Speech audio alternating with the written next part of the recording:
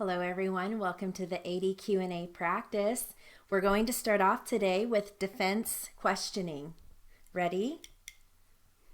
Could you tell us the circumstances that occurred on March 10, 2010 at the Connecticut State Prison in Bridgemont? Yes, that morning I was working as a security guard assigned to Unit 12, cell blocks 3 and 4. Please proceed. On that particular morning, my supervisor, Sergeant York, informed us that we would be holding a surprise inspection of the A wing. What is the A wing? The A wing is a closely monitored section within Connecticut State Prison. It contains maximum security cells. Why is an individual sent to the A wing? It all depends. Some individuals are very dangerous. They have committed murder, multiple murders, and most have already been incarcerated in several other institutions. Then murders are the only prisoners in this A wing? Well, no. Some are escape risks. They have broken out before or tried. Some are high-powered people, members of the mafia, the underworld, gangs, and other organized crime units. Did you assist in conducting a search? Yes, I did. During the search, did an incident occur in Eric Lewis's cell? Yes. What happened? We finished searching the A wing and were returning the inmates to their cells. Inmate Lewis approached the bars and became argumentative with me regarding the removal of personal belongings from his cell. What did you remove? A small piece of metal and a sharpened pencil. What was said by inmate Lewis? He began using a great deal of profanity, trying to enrage the other prisoners. He began tearing his cell apart. What happened then? After I ordered the other inmates into their cells and locked them down, we entered inmate Lewis's cell. Did a fight ensue? Yes, inmate Lewis refused to calm down. He continued throwing things. Sergeant York struck the inmate across the back in an effort to make him stop. Inmate Lewis swung at Sergeant York and hit him in the left jaw. He fell to the ground. Then what happened? I attempted to assist Sergeant York. I grabbed inmate Lewis from the back in a choke hold. At the same time, Sergeant York was able to return to a standing position. Were you able to restrain him? Yes. Sergeant York put the handcuffs on him, and we returned to exit the cell. What happened next? Inmate Lewis was being led from the cell when he performed a karate-type kick into Sergeant York's back. York fell to the ground. Were you able to control inmate Lewis? Yes, I hit him in the back of the head with my nightstick, and he fell to the ground. I then called for assistance on my radio unit. Why didn't you call for assistance prior to this time if you knew of the prisoner's violent nature and past history? Everything around us happened so quickly. It did not cross my mind. What happened next?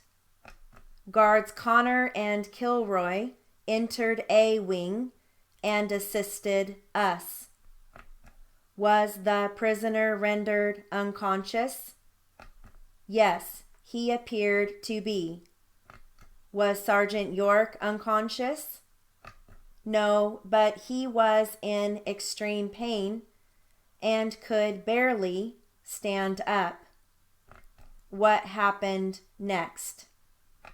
Guard Kilroy radioed for medical help to be sent from the prison hospital to A wing and began to assist Sergeant York.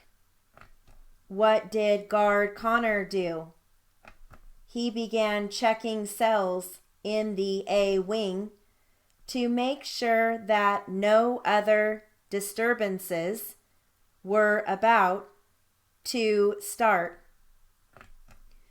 Did anyone check to see whether or not inmate Lewis was breathing or conscious? No.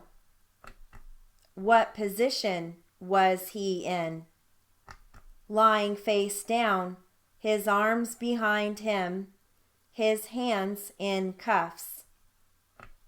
How long did it take for medical assistance to arrive?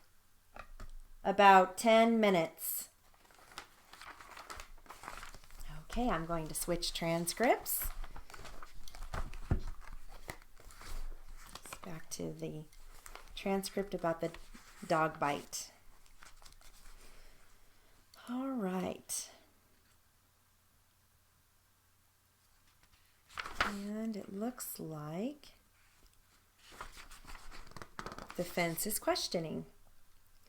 Did you get all of that? We're going to have to take that a tiny bit slower. So the dog started running at Daniel and you ran into the house? Yes. And then what did you say after you ran into the house? I told everybody that Daniel was being attacked by a dog and... Let's stop right there. Did you see the dog bite Daniel before you ran into the house? No. Did you see the dog bite Daniel before you told everyone that Daniel was being attacked? No. Now, what's the next thing that happened? I went outside to check if the dog was gone. Okay, stop right there. When you went outside to see if the dog was gone, what did you see? I saw Daniel hopping into the garage. Where were you when you saw Daniel hopping? I was by the door. The little door that goes from the house to the garage? Yes. Okay.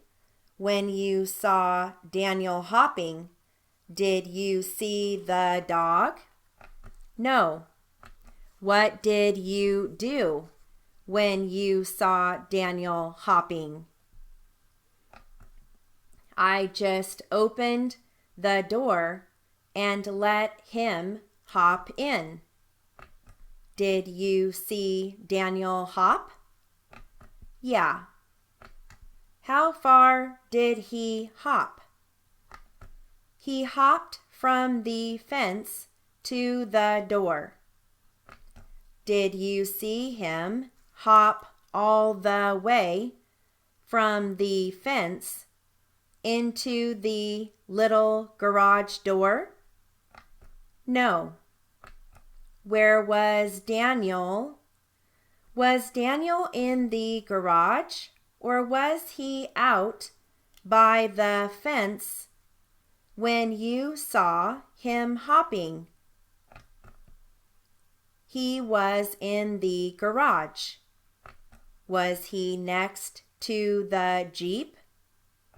Yes. Next to what part of the Jeep? Passenger. Okay. He was on the passenger's side? Uh-huh. Was he next to a tire? Passenger door? I'd say in between.